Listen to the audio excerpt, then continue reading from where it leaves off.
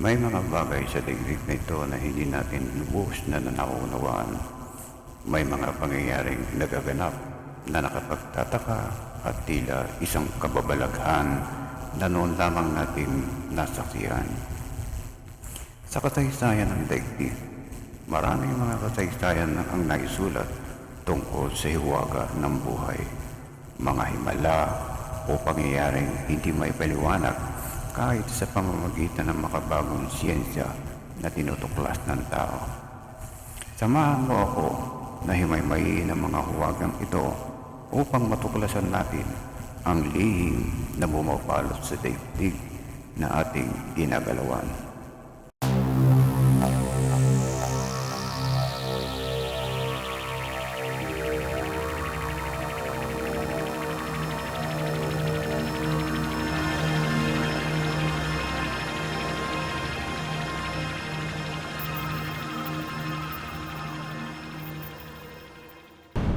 Sa video, makikita ang isang lalaki na may hawak na baril. Para patunayang may bala ito, itinutok niya ito sa lupa at ipinutok. At sunod na niyang inasinta ang kanyang target. Pero kahit anong gawin nilang kalabit sa gatilyo, di umano ang baril hindi pumuputok. Ang lalaki na tinatarget ng baril sa video. Sa totoo lang, nakakita ka ba ng taong hindi tinatabla ng bala ng baril o patalim? Kung di ka pa nakakita nito, ay maaari mong sabihin na wala itong katotohanan. At sabi nga ng iba, ay likha lamang ito ng malikot na pag-iisip ng mga tao noong unang panahon. Sa makabagong panahon ngayon, na kung saan patuloy ng muunlad ng science and technology, mayroon ba kayang katotohanan ng tungkol dito? Ibalit may mga taong nag-aaring ganap na nakakita na raw sila ng mga ganitong klase ng tao na nagtataglay ng hindi pangkaraniwang kapangyarihan, lalo na doon sa mga lalawigan na pinamumugaran ng mga kulto o relihiyon na nagtuturo sa tungkol sa kapangyarihan lihim. Lihim, sapagkat noong panahon ng Kastila ay inilihim ang tungkol dito dahil bawal daw ito sa pananampalataya ng mga Katoliko. Subalit sa kasalukuyang panahon ay hindi na ito masasabing lihim dahil naglipanan na ang ganitong kaalaman sa anumang tako ng bansa o maging sa buong daigdig. Ano ba ang kapangyarihang lihim? Ayon sa mga nagtataglay ng ganitong kapangyarihan, ito raw ay yung mga anting-anting o agimat. Ang anting-anting o agimat ay mga salitang Latin na hinamo sa Biblia at inukit sa tanso na ginawang penda at isinasabit sa kwintas. Halimbawa, ilan sa mga salitang Latin na mababasa sa mga anting-anting ay ang salitang miserere nobis, nang ibig sabihin ay maawa ka sa amin. Mayroon din mga pangalan ng Diyos sa Biblia na nakalagay sa mga anting-anting. Ilan sa mga ito ang Tetragrammaton, Elohim, Adonai at Yahweh. Ayon sa mga inisyado sa karunungan ng mistisismo, ang mga pangalan ito na hango sa Biblia ay may angking kapangyarihan na ginagamit sa pangkaligtasan at panggagamutan. Subalit mayroon din mga salita o pangalan na mababasa ng mga anting-anting na hindi Latin kundi namumula sa pananampalataya ng ibang relihiyon na katulad ng Hinduism, Buddhism, Zoroastrianism, Judaism at iba pa. Ang mga pangalan at salita ng mga ito ay may layo kung bigkasin ayon sa accent ng mga bansa kung saan nagmula ang mga pananampalatayang ito. Ayon naman sa mga Katoliko, may mga salita o pangalan sa mga anting-anting na hindi Latin kundi mula sa mga masamang espiritu. Sinasabi nila na kapag binigkas nila ang mga salitang iyon ay hindi mga espiritu mula sa Diyos ang tinatawag nila kundi sa masama. Kaya nga mahigpit na pinagbabawal nila ang pagkakaroon nito. Ang mga anting-anting o gimat ay pinapakain daw upang gumana o manatili ang kapangyarihan nito. Kadalasan ay binubulungan ito ng orasyon tuwing unang Biyernes ng bawat buwan at pinabautismo ang tuwing Biyernes Santo sa pamamagitan ng pagbibisik ng tubig mula sa unang ulan na pumutak sa buwan ng Mayo. Isa pa sa nabibilangan ng kapangyarihan lihim ay ang mutya. Ito ay parang bato na namumula sa mga puno o halaman. Sinusubo ito, nilulunok at nananatili sa katawan ng tao at iluluwa lamang sa bibig kapag oras na nakamatayan na may karga nito. Ang mutya ay hindi na kailangan ng orasyon o dasal para bumana. Sinasabing ang lahat ng puno o halaman ay may inilalabas na mutya, subalit napakahirap daw magkaroon nito dahil kinukuha rin ito ng mga engkanto o laman lupa.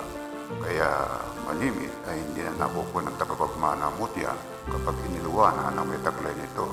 Gayunpaman, may mga mistiko na may kalaman kung paano ito makukuha sa puno o sa tao nagtataglay nito.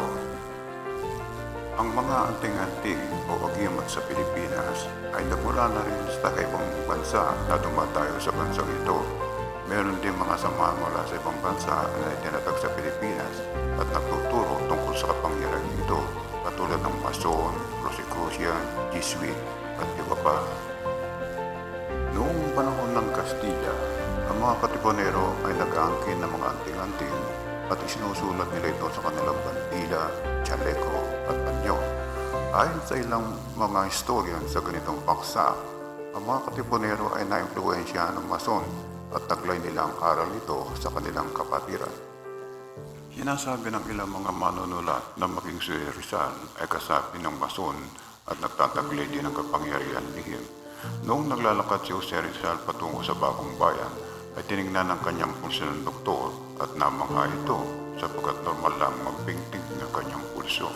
Ito'y sapagkat nagtitiwala si Jose Rizal na hindi siya tatabla ng bala ng baril.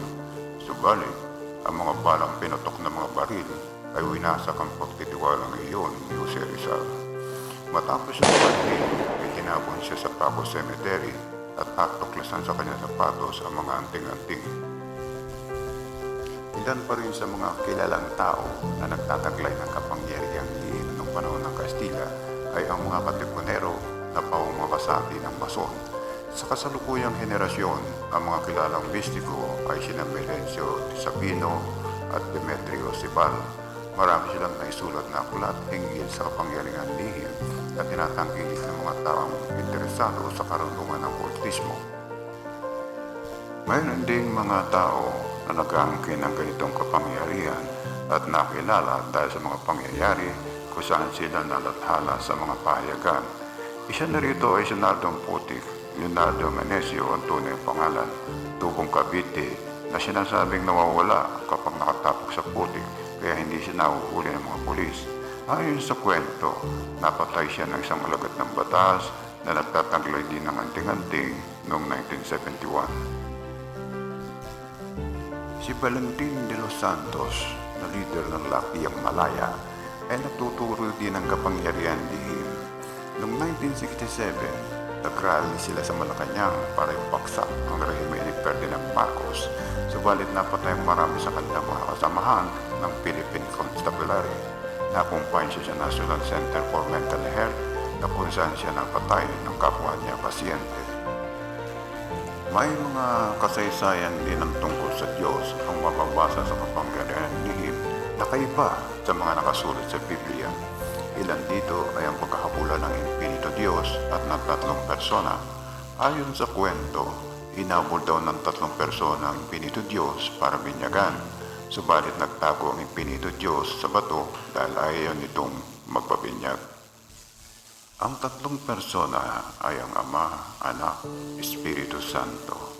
Sa Biblia, ang Ama na pinakikilala ni Jesus, ang Diyos na makapangyarihan sa lahat. Sino kung ganoon ang Infinito Diyos?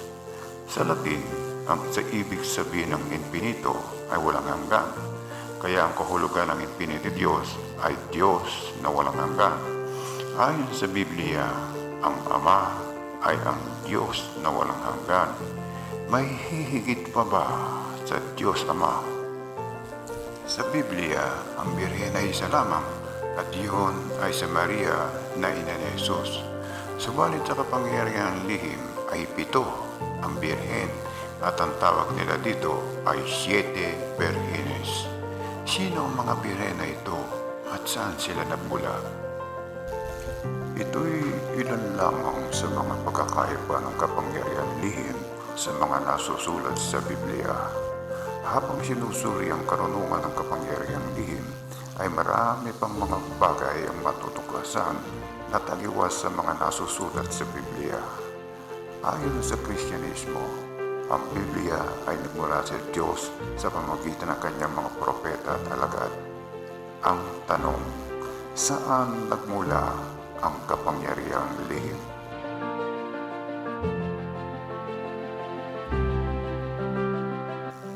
Kung nagustuhan mo ang video na ito, ay mag-subscribe ka sa aking channel.